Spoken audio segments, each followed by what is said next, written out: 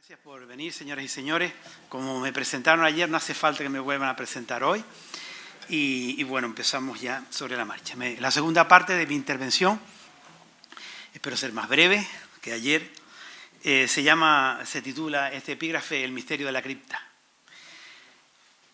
Empiezo con una pregunta. ¿Cómo se puede saber para la época objeto de estudio cuántas personas vinculadas directa o indirectamente al clan de los Rodríguez Felipe González de Mesa fueron inhumadas en la iglesia del convento de Santo Domingo y, más concretamente, en la cripta o bóveda de la capilla de San Vicente Ferrer? Evidentemente a través de los libros de difuntos, testamentos y otros documentos de la época. Pero, aunque se conserva bastante material, también es verdad que la normativa eclesiástica y los avatares experimentados por la iglesia de Santo Domingo, en parte los veíamos ayer, y en concreto por la capilla de San Vicente Ferrer, tan querida de Amaro Pargo, han influido, como es lógico, en la preservación de los restos allí enterrados. Nuestro objetivo es tratar de desvelar, en la medida de lo posible, al menos una parte del misterio que parece cernirse sobre la bóveda sepulcral de nuestro protagonista. ¿Cuántas personas, quiénes y en qué fechas fueron sepultadas? ¿Qué destino pudieron experimentar sus despojos con el paso de los años? Se trata, en cualquier caso, de una primera aproximación al tema. Así pues, estos que siguen son algunos de los datos biográficos de varias de las personas allí sepultadas, más o menos durante un siglo, de acuerdo con la documentación localizada y estudiada hasta la fecha, que me quedan más de la mitad. Progenitores y otros ascendientes. Juan Rodríguez Felipe, padre, bautizado el 18 de febrero del 1644, tiene los testamentos del 28 de junio y del 24 de julio del 14. Fue enterrado el 2 de agosto de 1715, recordarán, como lo decía ayer, al pie del altar glorioso de San Vicente Ferrer, por la mucha devoción que tengo a este glorioso santo. Fueron sus padres y, por tanto, abuelos paternos de Amaro Pargo, Cristóbal Rodríguez de Barrios y Ana Lorenzo de Villavicencio. Su madre, Beatriz Tejera Machado, bautizada, evidentemente. Estas sepulturas se realizaron en 1715 y 1719. Y ya decíamos ayer que la cripta se hizo a partir del 25. Pero lo primero que declara el propio Amaro Pargo es: recogí y deposité en la cripta los restos de mis progenitores. O sea, lo decíamos también ayer en diversa documentación de la época. Beatriz, bautizada el 1 de noviembre del 54, testó el 24 de julio del 14 junto a su marido y posteriormente el 10 de octubre del 19. Se le enterró el 15 de octubre del 19 en la sepultura que allí está señalada, es decir, en el lugar en el que reposaban los restos de su esposo. Su hijo, Amaro Rodríguez Felipe, cuando construyó la cripta o bóveda de San Vicente Ferrer, lo primero que hizo fue conservar allí los venerables restos de sus progenitores, tal como dirá, se los adelantaba ahora, en el vínculo ya citado del 2 de enero de 1731, dice, comillas, donde están enterrados mis padres y yo también he de ser enterrado. Tercero, Bernabé González Pargo, bisabuelo materno de nuestro personaje, mandó por su testamento del 14 de septiembre de 1676 que quería ser sepultado, comillas, en el convento del glorioso patriarca Santo Domingo, en la capilla de Nuestra Señora del Rosario, cierro. Se había casado en primeras nupcias con Beatriz de Castro y tuvieron numerosa descendencia. Beatriz, María, Catalina, Francisca, Amaro, Cristóbal y Juan González Pargo. Falleció el 15 de enero de 1677 y fue sepultado, conforme a su deseo, obviamente en el convento. Es fundamental que esté el instrumento, digamos, el testamento o otro tipo de documento que dé fe por medio, porque evidentemente si no, tienen que llevarlo necesariamente a la parroquia. La parroquia es los remedios. Entonces, ¿cómo hacen los frailes para garantizar que se sepulte allí de acuerdo a los deseos del finado? Con un documento que o lo declara ante el sacerdote, o se hace investigación de testigos, o lo mejor de todo, el testamento. ¿Por qué? Porque evidentemente enterrar implicaba una serie de gastos, ¿vale? Y por referencia quien se los lleva es la iglesia parroquial. Entonces, si esos gastos los genera en el convento, tiene que demostrarse documentalmente. Juan Marrero Machado, el otro bisabuelo materno de Amaro Pargo, dispuso también en su testamento del 7 de marzo de 1658, el más temprano, ante Juan de Ascanio, que quería ser amortajado en el hábito del Señor Santo Domingo, y con él quiero ser sepultado en la iglesia del convento de dicho santo de esta ciudad, en la capilla del Rosario, en la sepultura que en dicha capilla eligieren mis albaceas, y de ella y del dicho hábito se pague la limosna acostumbrada. Beatriz de Castro, bisabuela materna de Amaro Rodríguez Felipe. Juan González Pargo, abuelo materno de nuestro personaje principal, según su testamento del 26 de febrero de 1704, dispuso que su cuerpo fuera sepultado en el convento de nuestro Padre Santo Domingo, orden de predicador, también en la capilla de Nuestra Señora del Rosario, de cuya hermandad soy miembro, ¿no? Soy hermano. Su primer matrimonio con María Tejera Machado se vio bendecido con los siguientes hijos: Beatriz de Castro, es decir, Beatriz Tejera Machado, madre de Amaro Rodríguez Felipe; Fray Francisco Tejera Machado, orden de predicadores; Manuel González Pargo, ausente en Indias de su majestad; María Tejera; Juan González Pargo; Fray Juan Tejera Machado, o también de la orden de predicadores. Hay dos Juanes, dos hermanos Juan, entonces le decían Juan el Grande y Juan el Chiquito. En las otras descripciones abreviadas, ¿no? Era muy gracioso. Y Andrés González Machado, ausente también en América, al que nos referimos ayer. Contrajo además segundas y terceras nupcias con Ana Durán y Ana Lorenzo, de cuyos enlaces no tuvo descendencia. Ana Francisca también se sepultó allí, como luego diré. 7. María Tejera Machado, primera mujer de Juan González Pargo y abuela materna de Amaro Pargo. 8. Fray Francisco Tejera Machado, de la orden de predicadores, tío carnal por línea materna de Amaro. 9. Fray Juan Tejera Machado, también de la orden de predicadores, igualmente tío carnal de Amaro Pargo. Obviamente los que son de la orden de predicadores se entierran en su propio convento, como se hacía siempre. Doña María Tejera Machado, la joven, hermana de los anteriores y tía, por tanto, de Amaro Rodríguez Felipe, mujer de Juan Martín Fleita, se le enterró en el convento de mi padre, Santo Domingo, el 23 de marzo de 1698. Personaje principal, viene ahora, 11, Amaro Rodríguez Felipe, Amaro Pargo. Nuestro personaje principal fue bautizado el 3 de mayo de 1678, suscribió 3 testamentos que conozcamos, están en Canarias, puede tener alguno en Cádiz, en América, etc. El 1 de febrero del 34, el 5 de abril del 43 y el 19 de junio del 46, y un codicilo, vísperas de su muerte. Murió el día 4 y fue enterrado, de octubre, y fue enterrado, ya dije, y fue enterrado en su bóveda tras tantas veces citada de la capilla de San Vicente Ferrer, perteneciente a tal, el 5 de octubre de 1747, como bien sabemos. La colección documental que existe en archivos canarios y del exterior sobre este personaje es extraordinaria, lo que pone de relieve su importancia histórica más allá del espacio macaronésico. ¿Acaso la figura de más carácter y relieve personal que ha dado la isla desde los tiempos de la conquista? Fin de la cita, que es concretamente del año 1944 y concretamente es de don Elías Serra Rafford. O sea, una autoridad histórica en Canarias.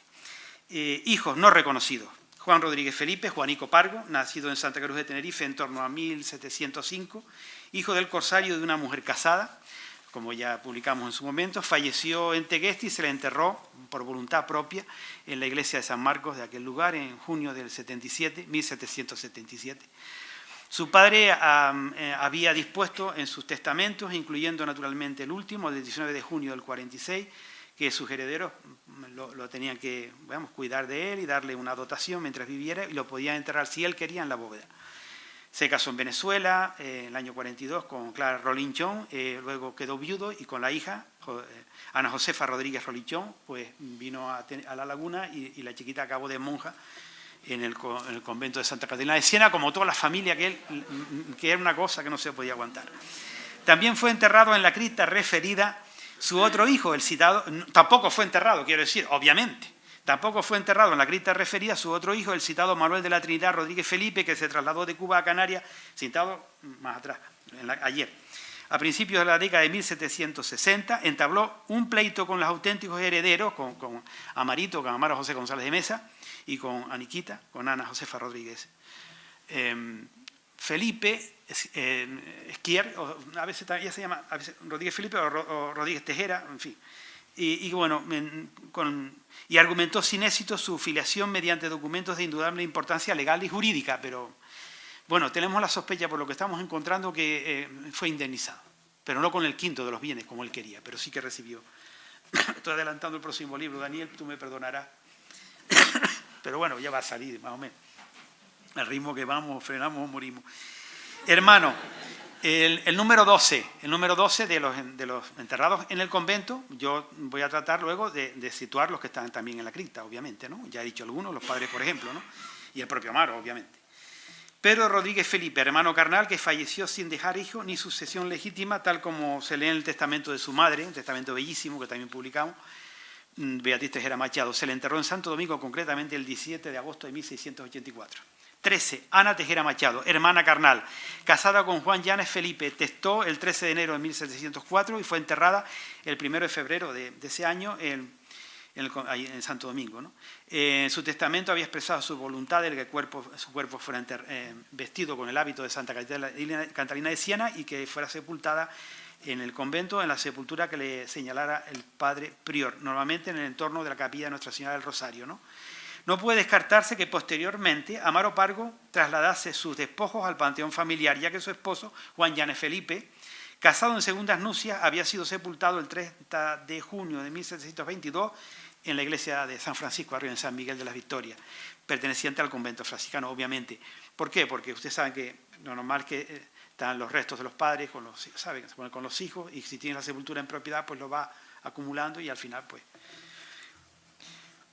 Hay una hija de Juan Llanes Felipe, aunque no se especifica el nombre porque era muy chiquitita, que ni la edad tampoco, era un bebé, pero que fue, no estoy seguro que fuera del primer matrimonio, pero la enterraron también en Santo Domingo.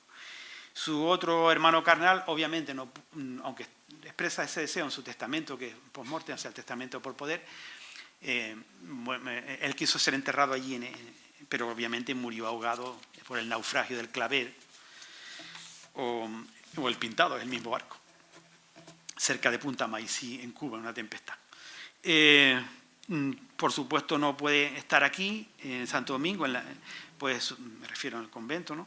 Pues sus tres hermanas monjas, Sor María de Santa Beatriz, Sor Clara de San Juan Bautista o Sor Juana de San Vicente, o las otras novicias que en el listado de novicias que decíamos y otras profesas que decíamos ayer, porque claro, o sea, lo común es que descansarían para la eternidad en el citado monasterio lagunero.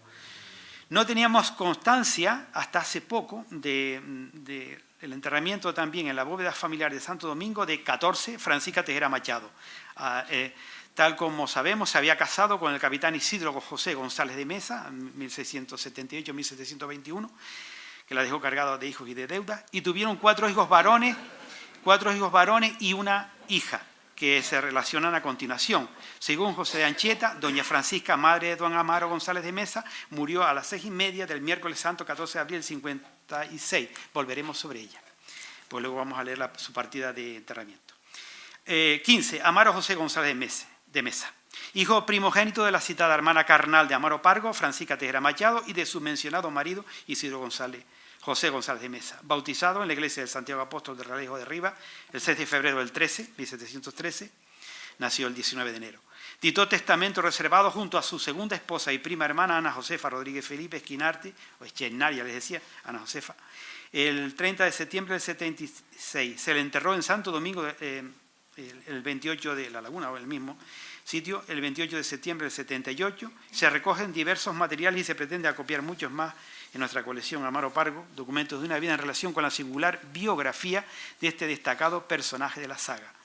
Protector del linaje, una vez que su tío Amaro Pargo pasó a mejor vida, tanto él como su segunda esposa y prima hermana, Ana Josefa, con la que tuvo una abundante descendencia, aunque algunos de sus vástagos vivieron poco tiempo, se mostró en todo momento un celoso defensor de la voluntad y del patrimonio económico y moral de Amaro Rodríguez Felipe, incluyendo específicamente las honras fúnebres de la familia en el sepulcro de la capilla de San Vicente Ferrer en la iglesia conventual de la que venimos hablando. 16. Isidro José González de Mesa, el joven, hijo asimismo de Francisca Tejera Machado e Isidro González de Mesa. Dice Anchieta que murió el jueves 2 de julio de 1750, mozo como de 28 años, y que el viernes lo enterraron en Santo Domingo. Las actas de encomendación y entierro demuestran que en efecto la inhumación se realizó en el convento del Señor Santo Domingo al día siguiente, 3 de julio de 1750. Tanto a él como a su hermano mayor le apellidaron en este instrumento González de Mesa y Pargo en el registro eclesiástico. El fallecido era de estado libre, o sea, soltero, y de unos 30 años, poco más o menos, y declaró ante notario querer enterrarse en el sepulcro de sus mayores. O sea, él quería ir directamente allí. 17. Antonio José González de Mesa, es un personaje interesantísimo también, con una vida dura. Hermano de los anteriores, nacido el 9 de octubre del 19 en el Rialejo Alto, tanto su tío Amaro Pargo como su propia madre querían que se dedicara a la carrera eclesiástica, pero no lo consiguieron. Mira que lo intentaron. Personaje singular, socio y apoderado de su hermano Amaro José en diversos negocios marítimos, al que ya nos hemos referido en otro lugar, en relación con los supuestos 14 ataques de corsarios ingleses que sufrió en su navío en uno de sus viajes al Caribe. Regidor perpetuo sin demasiado interés por el cargo. Es curioso lo que escribe sobre él López de la Guerra, el diarista amigo de Viera. Dice, voy a leer esto porque esto es importante. Dice, el 16 de enero a las 11 de la noche murió en esta ciudad de edad de 48 años, poco más o menos, don Antonio González de Mesa, regidor perpetuo de esta isla. En 17 por la mañana le enterraron con toda pompa en el convento de Santo Domingo por costear el entierro su hermano don Amaro González de Mesa, que ha sido sujeto de caudal. En la toma de La Habana, por los ingleses, perdió su caudal, luego que llegó a islas y se vio rodeado de acreedores, lo que parece que, unido a su natural retirado y melancólico, cooperó a precipitarle la muerte. Cuando la fortuna, dice una reflexión, porque Guerra soltaba reflexiones que, en fin, mucho rollo. Cuando la fortuna no favorece a los sujetos, los medios de que se valen para adquirirlas son los que causan su mayor infelicidad y destrucción. Bueno, ¿qué quiere decir con esto? Quería decir con esto López de la Guerra que más allá de la utilización de ciertas prácticas fraudulentas en el comercio canario americano, lo que era muy frecuente en esta época, también estaba implicado este sobrino de Amaro Pargo en, digamos, determinadas actuaciones corsarias. Yo no lo he podido demostrar, pero lo demostraré. Lo que sí es bastante probable, porque tengo indicios, lo que sí es bastante probable es que pudo resultar herido una o varias veces con motivo de sus arriesgadas actividades marítimas. Su tío y benefactor le había otorgado una importante dotación al objeto de preparar su carrera eclesiástica y además le designó entre sus albaceas en el último de sus testamentos. Fue sepultado en efecto el 17 de enero del 69 en Santo Domingo, según la correspondiente partida que ya la publicamos en uno de esos tomos. José Vicente González de Mesa, 18, hermano de los anteriores, fallecido con apenas 16 años el 16 de abril del 37. De momento tengo que seguir con la relación, después ya yo les hablo de otras cosas, porque la relación, pero es que tengo que contar la relación. Es que hablan por ahí de 8, y bueno, vamos a seguir ahí, cuando llegue a 30 paro. José Vicente González de Mesa, hermano de los anteriores, fallecido con apenas 16 años, el 16 de abril del 37, Anchieta apunta que era sobrino de don Amaro Rodríguez Felipe y asimismo que estaba para casarse con su prima hermana doña Ana Rodríguez, hija de don José Rodríguez, su tío, que tiene 12 años y estaban esperando a tener edad y tenían ya la dispensa de Roma. En la partida de enterramiento efectuada en Santo Domingo el 17 de abril del 37 se destaca su parentesco con el corsario y se le llama don José Rodríguez de Mesa. En todo el testamento del 34 también se llama, une los apellidos Rodríguez de Mesa. Después ellos se cambian, saben, lo típico de la época, ¿no? Después González de Mesa, como el padre. Se le aplicaron 25 misas y la Hermandad del Santísimo promovió un oficio de difuntos el 8 de mayo del 37, porque era hermano. Y también es hermana de los anteriores, Beatriz de la Encarnación González de Mesa, que es monja en Santa Catalina de Siena, para variar. 19. Ana Josefa Rodríguez Felipe Chainar, Aniquita, una persona encantadora. Aparte de sobrina, ahijada de Amaro Pargo, hija de... Es muy graciosa porque, por ejemplo, cuando se quedó viuda y solita, ¿no? Dice, pues voy a hacer el expediente a ver si este hombre, Juanico Pargo, es o no hijo de Amaro, porque si no igual le tengo que dar el quinto. Y entonces alguien la quería, le escribió una carta y dice, pero hija, tú no sabes que es hijo de la mujer casada, no tiene nada que reclamar, legalmente es hijo del marido de la mujer casada, olvídate, que diga lo que quiera. Entonces por ahí se cerró, entonces ella estaba como muy disgustada, hizo todo el expediente y lo publicamos. Expediente enorme, con testigos, con no sé qué, con no sé cuánto. Entonces, ahijada de Amaro Pargo, la quería muchísimo, hija del hermano carnal de nuestro protagonista principal y compañero de no pocas aventuras, José Rodríguez Felipe. De hecho, a ella le otorga al final un mayorazgo, que normalmente era para los chicos, pues se lo otorga. Ana Josefa fue bautizada el 27 de diciembre de 1724, casó por poderes con su primo hermano, como ya he dicho 1000 veces, Amaro José González de Mesa, en la parroquia de Nuestra Señora de la Concesión, el 25 de noviembre del 45, por poderes, porque Amaro estaba para Venezuela, Amaro José, tras haber obtenido el consentimiento eclesiástico. Testó conjuntamente con su esposo, como también dije, y cuando falleció su cuerpo fue trasladado desde el lugar de Tegueste, donde murió, para ser enterrado en la cripta de San Vicente Ferrer de la iglesia del convento de Santo Domingo, aquí en La Laguna, el 23 de enero de 1803. Yo creo que es el último miembro de la familia enterrado allí. Sobrinos, nietos y otros parientes. Del mencionado matrimonio de Amaro José González de Mesa con su prima Ana Josefa Rodríguez Felipe Esquinarte, a la que acabamos de referirnos, nacieron Beatriz González de Mesa, que fue condesa de Siete Fuentes. No me extiendo porque ella cuando murió ya no pudo ser enterrada allí, porque ya estaba el cementerio municipal y tenía que, por ley, que enterrarse en el cementerio municipal, aunque tenía su cripta allí, ¿no? Luego Bartolomé Agustín González de Mesa, que nació en el 51, fue alcalde de La Laguna en 1820, debió morir sobre el 25. Claro, los que están después del 14 a mí ya técnicamente no me interesa.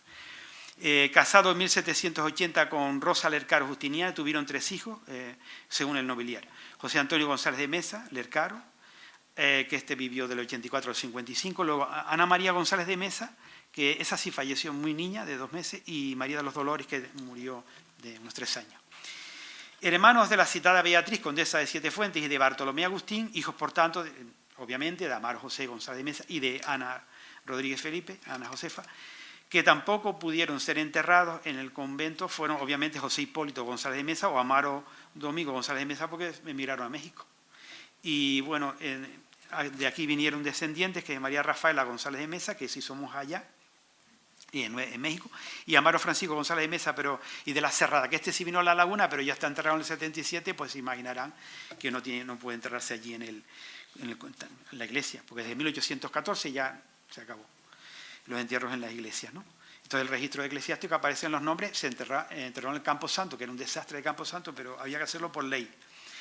Sabemos también, aunque no figuran en determinados textos genealógicos, como por ejemplo el propio nobiliario, que el prolífico matrimonio del que venimos hablando, de Amaro José y Aniquita, tuvo otros descendientes, como por ejemplo 20, María González de Mesa, quien fue enterrada en el convento de Santo Domingo el 21 de noviembre de 1750 con solo 13 meses. Esta niña, según afirma Anchieta, era la segunda del matrimonio, nació de un parto feliz en el 49 y bueno, el caso es que luego murió. Pero lo que pasa es que el problema es que yo no sé si se enterró en la sepultura familiar porque tenía derecho, pero el problema es que el número 16, Isidro José González de Mesa, ya había sido enterrado y no llegaba a los 5 meses que murió el angelito este. Entonces, claro, yo no sé si se podría abrir la tumba, a pesar que la niña era muy chiquitita, para depositarla, ¿no? No estoy seguro, pero en Santo Domingo fue. Previamente, a finales de febrero del 48, también Aniquita había tenido un aborto, según describe Anchieta y Alarcón, un niño ya bastante avanzado, estaba bastante avanzado de gestación y tuvo un aborto. 21, Ana González de Mesa Lercaro, esta hija de, ya citado, Bartolomé Agustín González de Mesa y de Rosa Lercaro, fue enterrada el 22 de abril del 86 en el citado convento de La Laguna, a la edad de 2 meses y 5 días. Pero se trata de esa Ana María González de Mesa que mencionamos antes, ¿no? Bueno, los criados y libertos. Juan Rosado, 22. En su testamento por poderes del 7 de marzo de 1729, José Rodríguez Felipe, el citado hermano de Amaro Pargo, muerto en el naufragio, que había manifestado su deseo de ser enterrado también, en su caso, en la cripta familiar, dijo que sí, dijo a través de sus apoderados, porque él dejó apoderados para que dictaran testamento en caso de que él falleciera, como hacían muchos capitanes de mar, ¿no? Entonces también había mostrado su voluntad de que Juan Rosado, si falleciese, pues fuera enterrado allí, porque había servido a sus padres desde que él era niño y con posterioridad. ¿Quién es este Juan? Este es Juan Rosado. Entonces, claro, yo sé de una Lucía Rosado, que aparece en el inventario de la madre de Beatriz, pero de la madre de Amaro, lógicamente. Pero claro, aparece diciendo, el ama tal, o sea, una niñita testificando, ¿no? Y tiene 15 añitos, o sea, yo qué sé, no sé si es del país o vino de fuera. Se le inhumó, según el libro correspondiente, a este Juan Rosado. El 19 de enero del 36, por la tarde, se le cantó una vigilia. A mí lo que me sorprende, es que me llamó la atención, es que el compromiso de pagar los gastos del funeral fue de Juan Luis Esquinar, que está vinculado a la mujer, o sea, a la madre de Aniquita. Entonces, por ahí tengo dudas. Luego está Cristóbal Lynch. Cristóbal Lynch, a su vez, recibió de Amaro Pargo una disposición testamentaria similar, que en su último testamento, es el 23, que en su último testamento fue del siguiente tenor: y te mando que a Cristóbal Lynch, a quien he tenido y tengo en mi casa, lo mantengan por toda su vida, cierro comillas, y que, llegada la hora de su muerte, se le costease su entierro, comillas, el cual quiero y mando que sea mi bóveda que tengo en la capilla de San Vicente Ferrer, de dicho convento de Santo Domingo, cierro. No tardó mucho en acompañarle al sepulcro, pues según su partida de enterramiento, apenas habían pasado 3 meses de la inhumación de Amaro Pargo en la cripta, en su cripta, que recordemos tuvo lugar el 5 de octubre del 47 y esto tuvo lugar el 17 de enero del 48, 3 meses y una semana.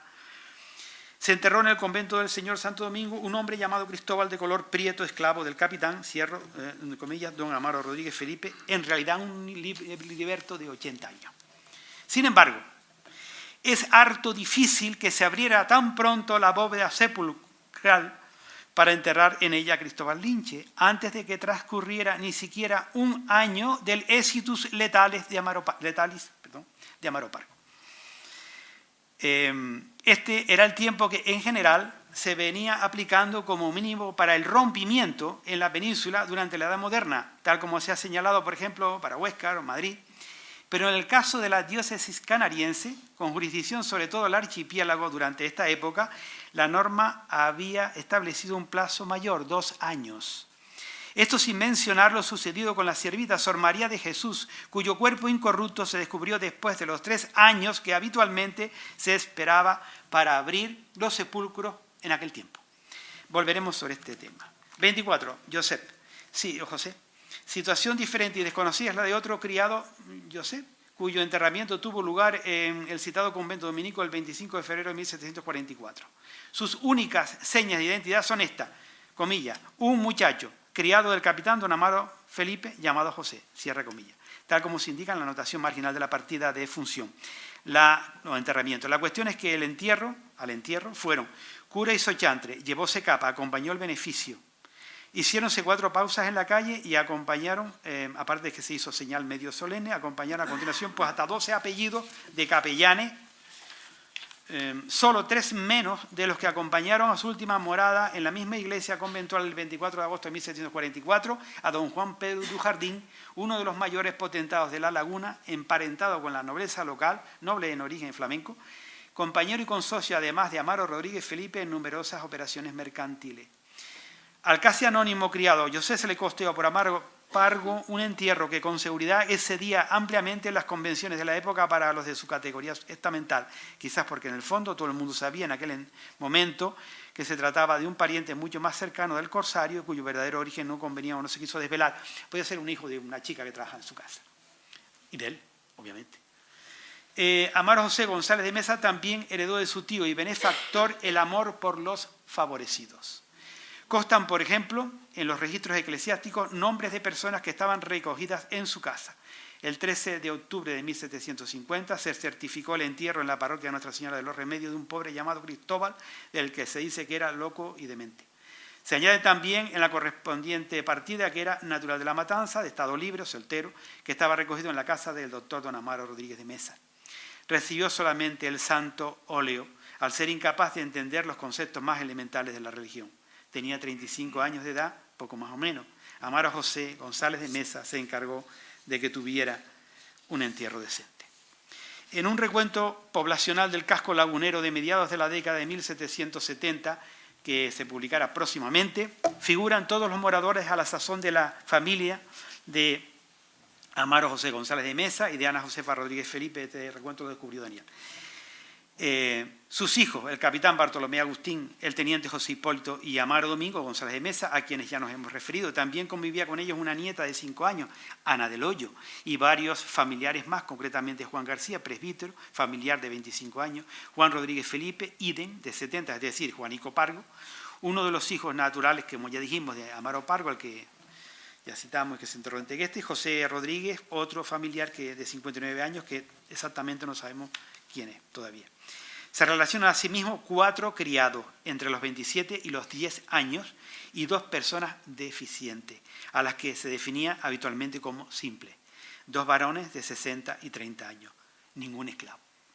Las leyes que prohibían el enterramiento en los templos y conventos pudieron cumplirse en La Laguna a partir de la bendición del Camposanto municipal que tuvo lugar el 4 de julio de 1814. Hubo un ensayo previo, pero la bendición la inauguración fue a partir de ahí, 4 de julio de 1814, aunque se dieron algunos incumplimientos por parte de las monjas de Santa Catalina de Siena, que, aunque parecían justificados, generaron cierto conflicto con las autoridades municipales y sanitarias.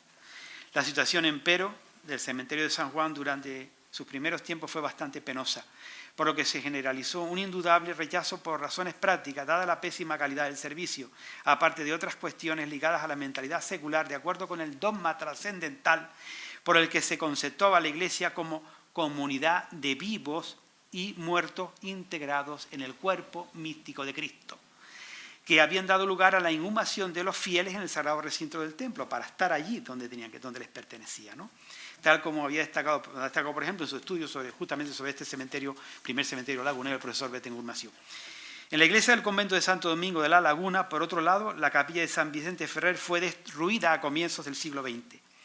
Esta demolición pudo coincidir con las labores de sustitución del antiguo pavimento de la iglesia por mosaico, obra comenzada en 1906, que fue realizándose por parte, dándose fin el año 27, en que se colocó la capilla de la derecha.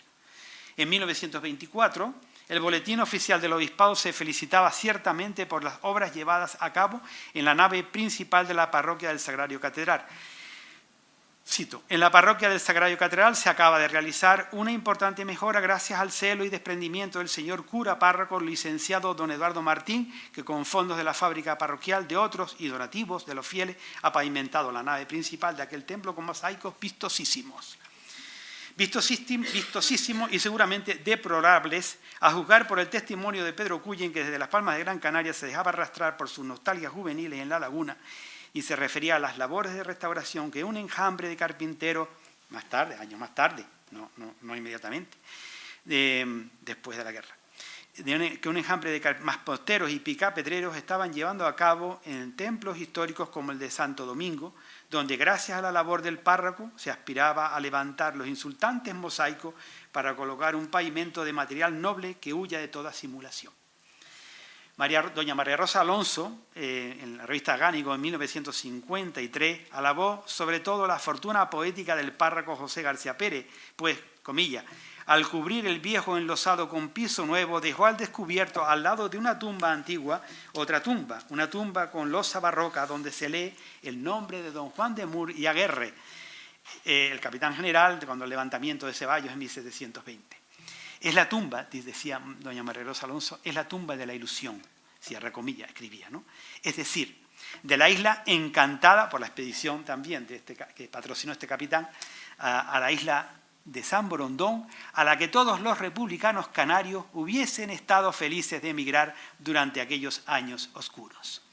Pero no conviene confundirnos y pensar que la serie de reformas más o menos afortunadas, los temporales que hacían volar las tejas e inundaban los templos, hasta el punto de hacer que días después de una tempestad, como diría en 1859 don José de Olivera, no ha quedado iglesia que no esté todavía en su interior como una fuente emanando agua, cierro comillas, sin olvidar otras situaciones indeseables, habían hecho desaparecer poco a poco los venerables restos de los antepasados de los fieles laguneros, salvo excepciones más o menos singulares.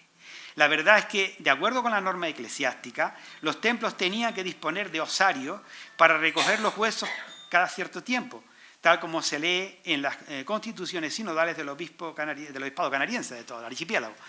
No solo en la que se publicó en 1631, sino por supuesto también en la que se dio a la estampa en 1737. Otros sí, ordenamos y mandamos que los huesos de los difuntos se recojan en unos osarios dentro del cementerio de la iglesia o en la parte donde pareciere más a propósito, y allí se les digan sus responsos, porque todo esto será menester para desembarazar la sepultura para que quepan otros cuerpos. Seguramente que en las criptas o bóvedas sepulcrales de carácter privado, los queridos vestigios de los difuntos de algunas familias con recursos pudieron conservarse por más tiempo, sin necesidad de trasladar los restos al osario de la iglesia o por razones de espacio. Pero por desgracia, otros factores intervinieron e hicieron desaparecer muchos de estos restos, por lo que en no pocos aspectos la cripta de Amaro Pargo seguirá sepultada en las tinieblas del misterio. Voy a hacer ahora una recapitulación final. Llegados a este punto, parece necesario consignar finalmente, sin menoscabo de sus indudables méritos en relación, sobre todo, con la difusión de la figura de Amaro Pargo, de Amaro Rodríguez Felipe, más allá del ámbito insular, algunas observaciones críticas acerca del denominado Proyecto Amaro Pargo, que surgió en 2013, en relación con la promoción y venta de un videojuego sobre temas piráticos por la empresa francesa Ubisoft Entertainment, Assassin's Creed Black Flag, Bandera Negra. Este proyecto conllevó una serie de actuaciones arqueológicas y de antropología física en la famosa cripta de la iglesia lagunera de Santo Domingo, y hasta la fecha que sepamos, la prospección efectuada se ha traducido en la realización de un informe circunstanciado, así como en diversas intervenciones en medios de difusión general. También se han expuesto y publicado algunas ponencias en congresos de la especialidad. Evidentemente, nada tenemos que decir sobre métodos y técnicas propias del campo de la bioarqueología y áreas afines. Nuestra crítica se centra en las bases históricas del proyecto. No podemos compartir, en este sentido, algunas de las conclusiones que, en relación con el proyecto mencionado y su secuela, pues se han difundido, ¿no? Como por ejemplo en el ámbito cronológico, la datación de la fábrica de la cripta en torno a 1715, fecha de la muerte en realidad del progenitor de Amaro Rodríguez Felipe, es decir, del mencionado Juan Rodríguez Felipe, como bien sabemos. Pues hemos podido constatar documentalmente que su construcción no puede ser anterior a 1725, tal como veíamos ayer. Tampoco estamos de acuerdo con la identificación de varios de los individuos de ambos sexos, parte de cuyos restos óseos pudieron ser localizados en la bóveda sepulcral que, como acabamos de decir, mandó a fabricar Amaro Pargo una vez que se estableció definitivamente en su ciudad a partir de 1724. En este mismo contexto, no resulta difícil comprobar que una utilización más enjundiosa y eficiente del material documental adecuado, así como de la bibliografía histórica relacionada con la legislación eclesiástica de la época sobre enterramientos y otros temas de interés, hubiese podido contribuir a evitar no pocos yerros e inexactitudes. Es el caso, por ejemplo, del liberto Cristóbal Linche, a quien Amaro Rodríguez Felipe nunca negó en sus testamentos, en los tres,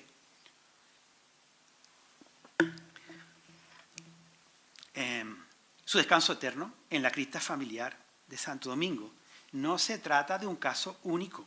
En la laguna no existían cementerios fuera de las iglesias y mucho menos necrópolis para esclavos, aparte de que la condición de liberto era equiparable a la de sirviente y toda persona, en tanto que bautizada, tenía derecho a ser inhumada en los templos. Aparte que, como formaba parte del linaje, tenía perfecto derecho, familia ampliada, ¿no?, del antiguo régimen, tenía perfecto derecho a Amaro a enterrarlo donde le parecía, si no, pues tenía que costear su entierro, como se comprueba fácilmente. Ahora bien, en relación con el citado Cristóbal Linche, el verdadero problema es que resulta muy difícil de creer que pudiera ser inhumado en el mismo lugar que su antiguo amo, cuando apenas habían transcurrido 3 meses de la muerte del propio Amaro Rodríguez Felipe, pues como ya se dijo, tal posibilidad aparece descartada por la legislación eclesiástica y por las costumbres funerarias de la época. Ello no quiere decir que los restos de este buen hombre no hubieran podido ser trasladados allí con posterioridad, pero este es otro asunto no exento desde luego de controversia.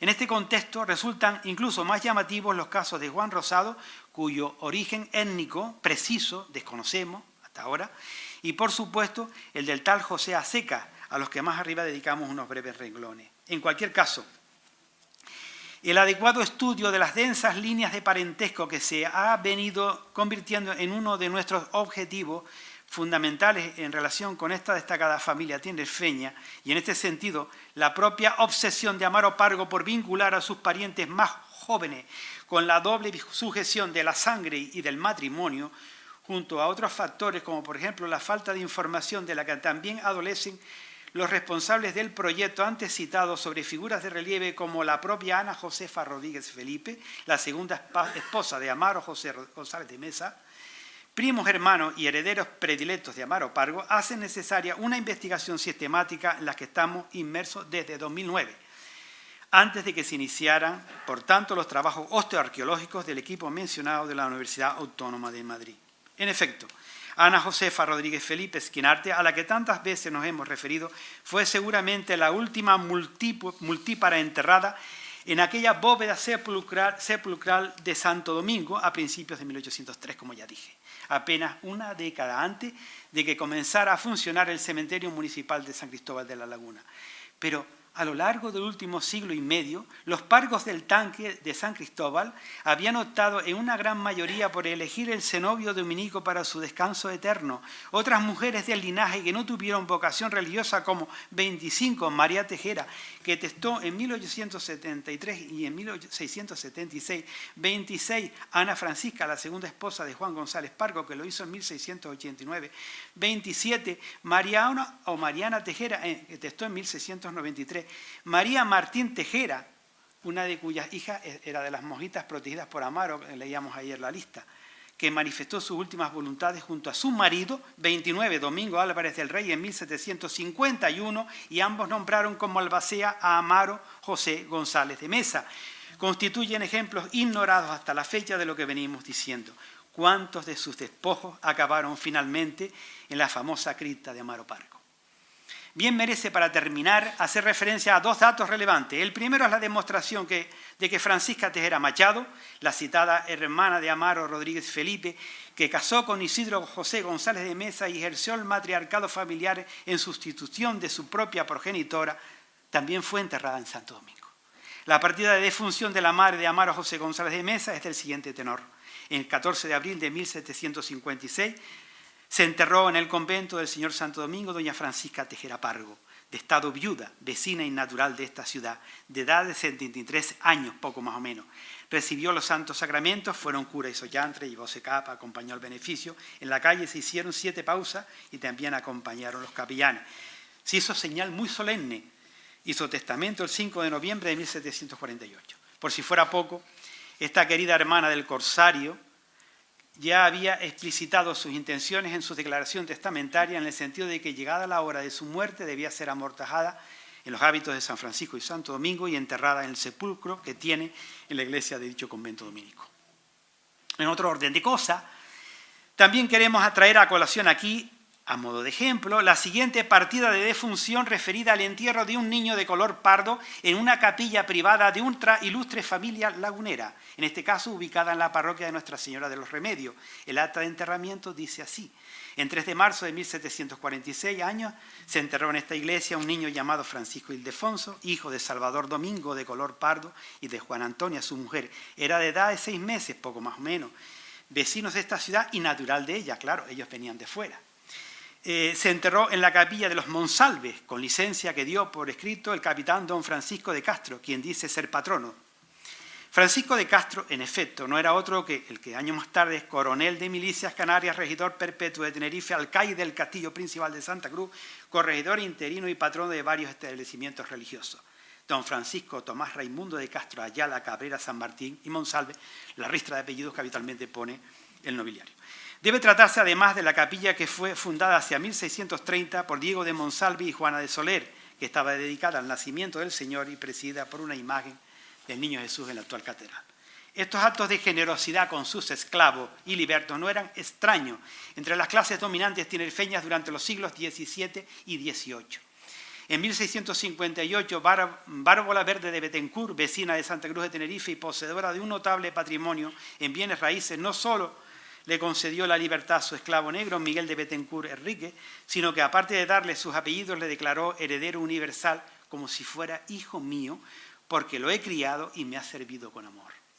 Francisca de Alvarado llevó el mismo nombre que su ama, pues se trataba de una morena esclava de la marquesa de Villanueva del Prado, doña Francisca de Alvarado Bracamonte, quien le otorgó licencia para que, siendo esclava, pudiera dictar su testamento, que está datado en La Laguna el 19 de octubre de 1684.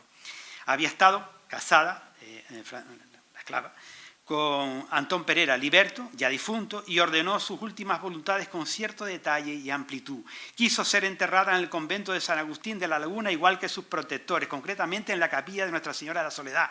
Estableció diversas disposiciones para su funeral. Declaró entre sus bienes unas casas altas y sobradas que había habían pertenecido a su marido y que estaban en la calle, que dicen de Gonzalo Díaz, de la que les correspondía el quinto. Ordenó también que una vez pagados los tributos se impusiera una capellanía de misas que habrían de decirse en el convento de Santo Domingo de la propia ciudad de La Laguna, singularmente en la capilla de Nuestra Señora del Rosario. Y a advocación de los santos que el muy reverendo padre Fray Bartolomé de la Luz señalare. Designó, en fin, como albaceas testamentario al citado padre Luz y asimismo a mi señora la marquesa viuda de Villaneda del Prado. Declaró igualmente entre sus bienes tierras en Geneto, así como diversas joyas y 150 reales en dinero de contado. Todo ello sin olvidar el ajuar doméstico que le pertenecía. Pidió, por otra parte, que parte de sus bienes fueran vendidos pues para pagar el entierro. Y por último nombró heredero universal a Antón Pereira de la Cruz, ausente en India, su hijo. En caso de que hubiese fallecido, pues lo dejaba bienes espirituales, los reconvertía a bienes espirituales, la capellanía y todo eso. En fechas mucho más próximas al deceso de Amaro Rodríguez Felipe, es decir, a principios de 1746, doña Nicolasa María de Cairós, viuda del capitán de artillería don Teodoro Garcés de Salazar, con quien el primero había tenido negocios, acuerdos y desencuentros a ambos lados del océano, le donó a su antigua esclava morena María del Carmen diversos bienes raíces justamente en el entorno del convento lagunero de Santo Domingo, así como en Geneto, camino de la Hornera, camino de Candelaria, etc. Se mencionan tierras de pan sembrar, viñas y casas, aparte del usufructo de la mención familiar y otros bienes, hasta la mayoría de edad de su sobrina y heredera del remanente, Antonia Francisca Hernández. Por otro lado, aunque ya lo insinuamos al referirnos a Antonio José González de Mesa, el que murió en 1769, no parece necesario insistir en que cualquiera de los varones adultos del linaje de los Rodríguez Felipe y González de Mesa pudieron sufrir en uno u otro momento de su vida heridas de arma blanca.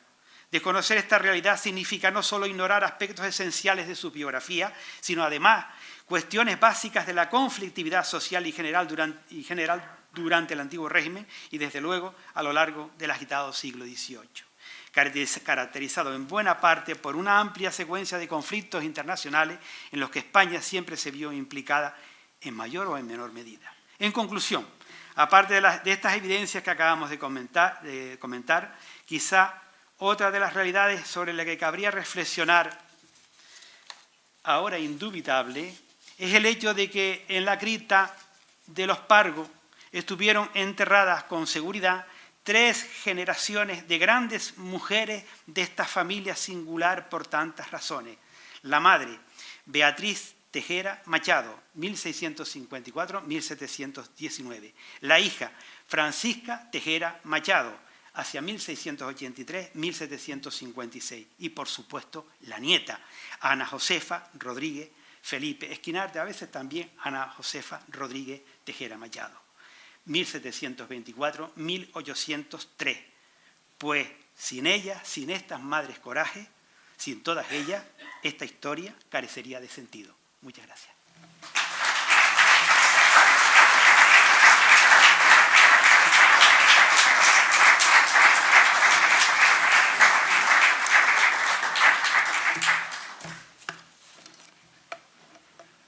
Si quieren preguntar alguna cosa. Buenas tardes. Sí, buenas tardes. La pregunta es acerca de toda esta información, si la han tenido ocasión de ponerse en contacto con el equipo forense de la Universidad Autónoma para enriquecer, matizar o pues todo el estudio histórico de las personas que están enterradas ahí en la cripta, ¿no?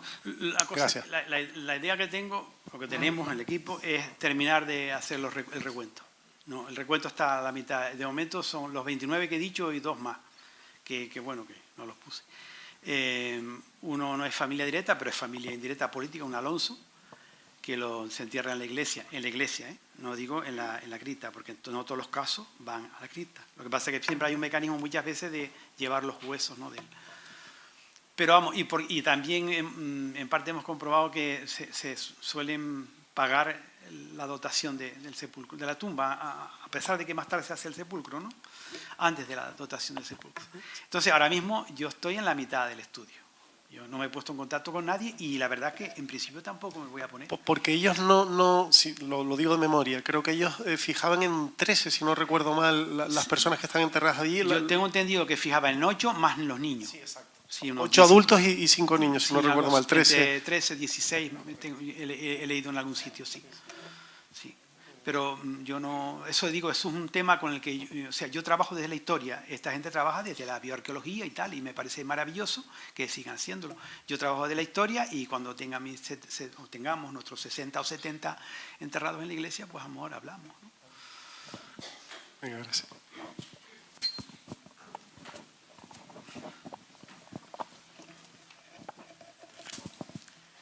Buenas tardes. Buenas tardes. Tu intervención ha sido muy... Me ha aclarado algunas cosas, ¿no? Como por ejemplo, no sé si has reparado en que la posible ascendencia portuguesa de Amaro Pargo, porque entre sus antecesores más directos figuran 4 apellidos que son prácticamente portugueses, todo como es Llanes, Felipe y Tejera, Machado. Sí. O sea que... Sí. Es muy interesante. Hay una cuestión.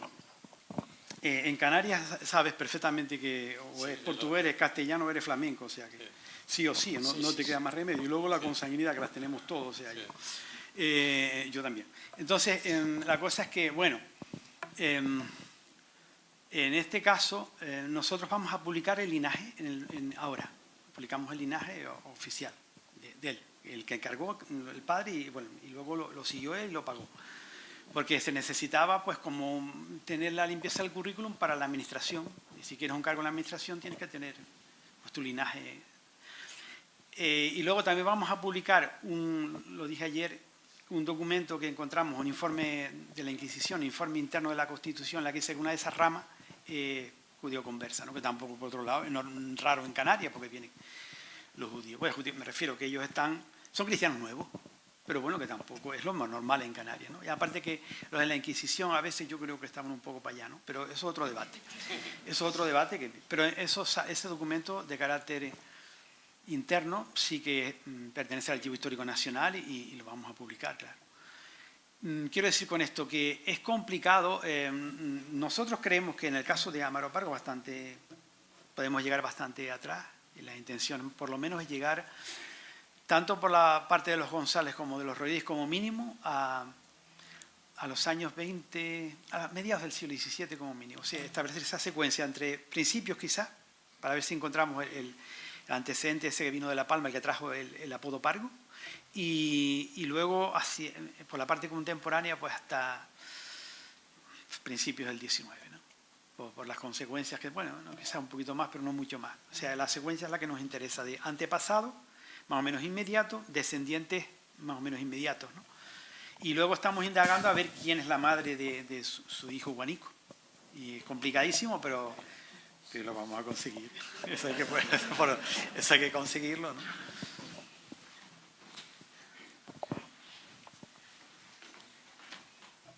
Alguien me dijo que levantó la mano, me pareció, ¿no? Pero no sé. ¿Alguna pregunta más?